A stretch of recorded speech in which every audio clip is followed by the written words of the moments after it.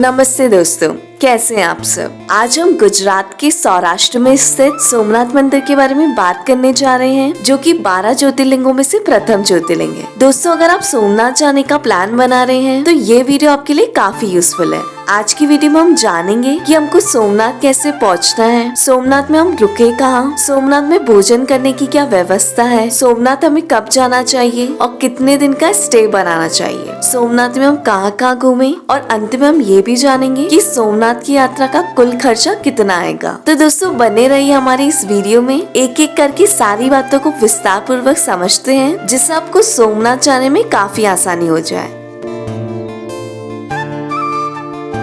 सबसे पहले बात करते हैं दोस्तों कि हम सोमनाथ कैसे पहुंचेंगे। दोस्तों, सोमनाथ पहुंचने के लिए आपके पास 3 ऑप्शन है। पहले ऑप्शन की अगर हम बात करें तो वो है आपका बाय ट्रेन। दोस्तों, अगर आप बाय ट्रेन आना चाहते हैं तो आपका जो नियरेस्ट स्टेशन है वो सोमनाथ ही है, जो कि मंदिर से आधे किलोमीटर की दूरी पर बना है। लेकिन हो सकता है दोस्तों कि आप जिस शहर से आ रहे हैं तो आपको सोमनाथ के लिए डायरेक्ट ट्रेन ना मिले, तो आप वेरावल रेलवे स्टेशन पहुँचिए। दोस्तों, वेरावल से सोमनाथ की जो दूरी है वो 7 किलोमीटर की है। तो आप जिस भी शहर से आ रहे हैं तो आप वेरावल तक अपनी टिकट ले लीजिए और वेरावल से आप बाय रोड सोमनाथ पहुंच सकते हैं। दोस्तों, वेरावल से सोमनाथ मंदिर आप ऑटो से जा सकते हैं। ऑटो वाला आपसे 50 रुपए लेगा और आपको सोमनाथ मंदिर तक छोड़ देगा। चलिए दोस्तों, दूसरे ऑप्शन की बात करते हैं। दोस्तों, वो है आपका बाय बस। दोस्तों, अगर आप बस से आना चाहते हैं तो आपको राजकोट, अहमदाबाद से ढेर सारी आपको बस मिल जाएंगी। अगर आप द्वारिकाधीश के दर्शन करने के बाद सोमनाथ आ रहे हैं तो द्वारका से भी आपको ढेर सारी बसेस मिल जाएंगी।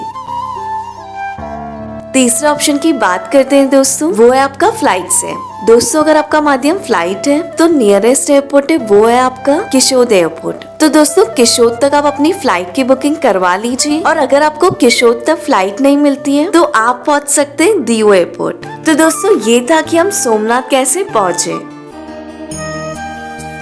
अब बात कर लेते हैं कि सोमनाथ में हम रुके कहाँ। तो दोस्तों, सोमनाथ में आपको कई सारे धर्मशाला व होटल देखने को मिल जाएंगे। अगर हम बात करें धर्मशाला की तो सोमनाथ मंदिर के पास आपको ढेर सारे धर्मशाला देखने को मिल जाएंगे, क्योंकि धर्मशाला काफी सस्ते में आपको मिल जाते हैं, जो कि आपको 300 से 400-500 में मिल जाएंगे। दूसरा ऑप्शन है वहाँ होटल का। दोस्तों, मंदिर परिसर के आसपास आपको प्राइवेट होटल भी देखने को मिल जाएंगे, जो कि 700 से स्टार्ट होकर आपको 1200 तक ढेर सारे होटल आपको मिल जाएंगे। तो इन दोनों में से आप कहीं भी स्टे कर सकते हैं। चलिए दोस्तों, अब जल्दी से जान लेते हैं कि आपको सोमनाथ मंदिर में दर्शन कैसे करने। तो सबसे पहले मैं आपको बता दूं कि मंदिर में किसी भी तरीके का लेदर का पर्स, बेल्ट, मोबाइल फोन या कैमरा ले जाना अलाउ नहीं है। तो इसे या तो आप अपने होटल के रूम में ही छोड़ कर आइए, या फिर मंदिर के बाहर ही आपको फ्री लॉकर सर्विस भी देखने को मिल जाएंगी, तो आप उसमें भी जमा करा सकते हैं। और इसके बाद आपको लाइन में लग के भोलेनाथ का जयकारा लगाते हुए मंदिर के गर्भगृह तक पहुँचना है, जो कि पूरा सोने से बना हुआ है। और यहाँ पे आपको दर्शन करने भगवान सोमनाथ के। एंड दोस्तों, अगर आप भगवान सोमनाथ के दर्शन करने के लिए जा रहे हैं तो एक छोटा सा सजेशन मेरा ये रहेगा कि आपको कोशिश करके यहाँ की आरती में जरूर सम्मिलित होना है, क्योंकि यहाँ की आरती बहुत ही सुंदर और भव्य होती है, तो आपको उसको डेफिनेटली मिस नहीं करना चाहिए। और बात करें अगर हम आरती के टाइमिंग की, तो यहाँ 3 टाइम आरती होती है, सुबह की 7 बजे, दोपहर की 12 बजे और उसके बाद फिर शाम को 7 बजे। तो आपको अपनी कन्वीनियंस के अकॉर्डिंग इनमें से किसी भी टाइम आरती में सम्मिलित हो सकते हैं।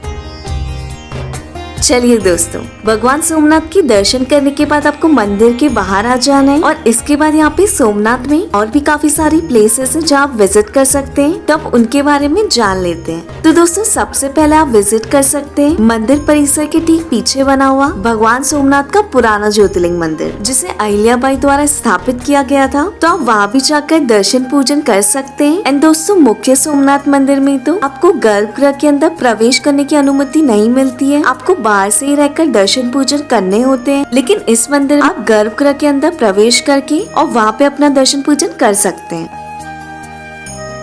एंड इसके बाद दोस्तों, आपको यहीं से ऑटो बुक करनी है, जिससे आप बाकी की प्लेसेस कवर कर सकें। और ऑटो वाला इसके लिए आपसे 400 से 500 रुपए लेगा और आपकी सारी प्लेसेस कवर करा के आपको होटल वापस ड्रॉप कर देगा। तो ऑटो राइड में हमारा सबसे पहला स्थान है भालका तीर्थ। भालका तीर्थ सोमनाथ ज्योतिर्लिंग से 5.1 किलोमीटर की दूरी पर है। भालका तीर्थ वो जगह मानी जाती है जहाँ जरा नामक शिकारी ने श्री कृष्ण को पीपल के पेड़ के नीचे तीर मारा था। इस पीपल के पेड़ के नीचे श्री कृष्ण जी आराम कर रहे थे और जरा नामक शिकारी ने उनके पैर को हिरन का पैर समझकर उन पर तीर चला दिया था, जिससे उनकी मृत्यु हो गई थी। श्री कृष्ण जी की वो लेटी हुई मूर्ति वहाँ पर रखी गई है। तो ये जगह भी जब भी आप सोमनाथ जाए तो जरूर एक्सप्लोर कीजिए।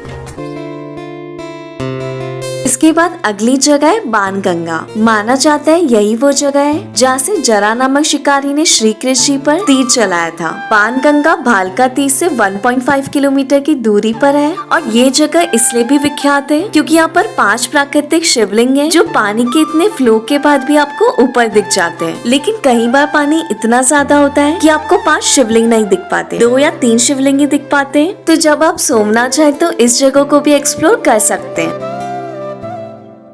इसके बाद आप जा सकते हैं श्री राम मंदिर में। ये अभी जल्दी में ही बना है 2017 में। आप इस मंदिर में भी जाकर दर्शन कर सकते हैं। इस मंदिर में 2 तल हैं। पहले तल पर एक ऑडिटोरियम बनाया गया है और दूसरे तल पर श्री राम जी का मंदिर बनाया गया है। यह मंदिर बाणगंगा से 4.5 किलोमीटर की दूरी पर है। इस मंदिर का मुख्य प्रवेश द्वार को श्री राम जी के धनुष के रूप में आकार दिया गया है। इस मंदिर परिसर में आप श्री परशुराम मंदिर, जल प्रभास कुंड, श्री आदित्य प्रभास कुंड और गणेश जी का मंदिर भी देख सकते हैं। यह मंदिर सुबह के 6 बजे से शाम को 9 बजे तक खुला रहता है और यहाँ पर 2 बार आरती होती है, सुबह 6:15 बजे और शाम को 7 बजे। तो आप आरती का भी आनंद ले सकते हैं।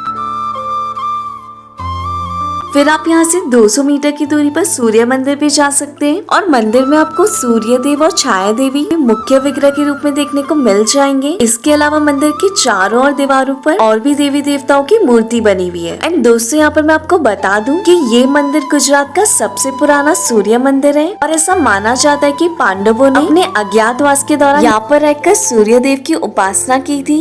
और दोस्तों यहाँ पर आपको सूर्य कुंड भी देखने को मिल जाएगा। और बात करें अगर हम मंदिर की टाइमिंग की तो सुबह 6 बजे से रात के 9:30 बजे तक मंदिर भक्तों के लिए खुला रहता है।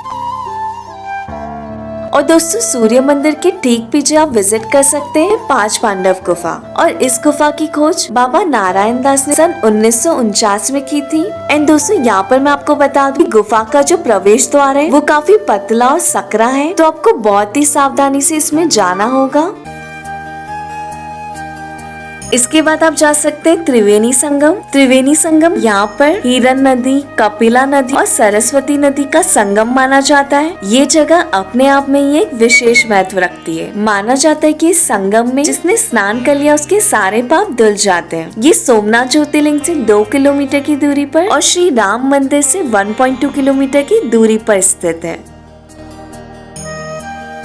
इस त्रिवेणी संगम की 200 मीटर दूरी पर गोलोक धाम तीर्थ भी है। गोलोक धाम तीर्थ वही है जहाँ पर श्री कृष्ण ने जरा नाम के शिकारी के अपने बाण के प्रहार के बाद हिरन नदी के शांत किनारे से देह के साथ गोलोक धाम की ओर प्रस्थान किया था। जब भालका तीर्थ में उनको तीर लगा तो वो वहाँ से चलकर यहाँ पर आए और हिरन नदी के शांत किनारे पर अपना देह त्याग करा और निजधाम की ओर प्रस्थान हुए। यहाँ पर आपको काफी और मंदिर के दर्शन करने को भी मिलेगा, जैसे कि गीता मंदिर। इस मंदिर के पिल्लरों पर पूरी की पूरी गीता की रुचाई की गई है। संपूर्ण गीता इस पर अंकित की गई है। और भी जैसे श्री लक्ष्मी नारायण मंदिर, श्री कृष्ण चरण पादुका जी, यहाँ पर श्री कृष्ण जी की पादुका रखी गई है और श्री काशी विश्वनाथ मंदिर। तो दोस्तों ये थे सोमनाथ के टूरिस्ट प्लेसेस। जब आप सोमनाथ जाए तो इन जगहों को बिल्कुल मिस ना करें।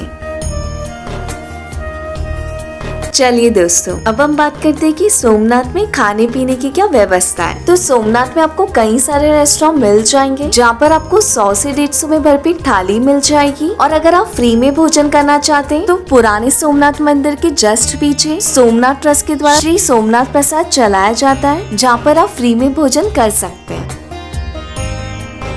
अब हम बात करते हैं आइटनरी की। आपको सोमनाथ की ट्रिप कैसे करनी चाहिए। आप चाहे तो सुबह जल्दी यहाँ पर पहुँच सकते हैं और सुबह पहुंचकर फ्रेशन अप होकर आप ऑटो बुक करके पहले भालका तीर्थ, बाणगंगा, श्री राम मंदिर, त्रिवेणी संगम, सूर्य मंदिर, गोलोक धाम जा सकते हैं। फिर आप शाम को जाकर सोमनाथ ज्योतिर्लिंग का मनमोहक और आकर्षक दृश्य देख सकते हैं। तो अगर आप ये एक ही दिन में कंप्लीट करना चाहते हैं तो एक दिन में पूरा सोमनाथ कंप्लीट हो जाएगा।